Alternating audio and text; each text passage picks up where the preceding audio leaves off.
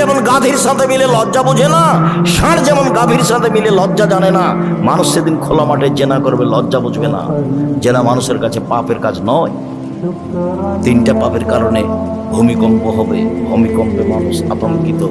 তিনটা পাপের কারণে ভূমিকম্প হবে, তিনটা পাপের কারণে সন্ধ্যায় ছিল মানুষ, সকালে হবে সোর মানব, সন্ধ্যায় থাকবে মানুষ, সকালে হবে শুক্র মানব। সব সমস্যা নেমে আসবে তিনটা পাপের কারণে।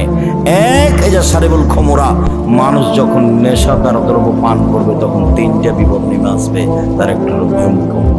দুই, জাহরাতুল কায়নাত, মেয়েরা যখন নাচবে, সব মোবাইলে মেয়ে নাচে, সব দোকানে মেয়ে নাচে, প্রায় সব বাড়িতে মেয়ে নাচে, প্রায় সব ঘরে মেয়ে নাচে।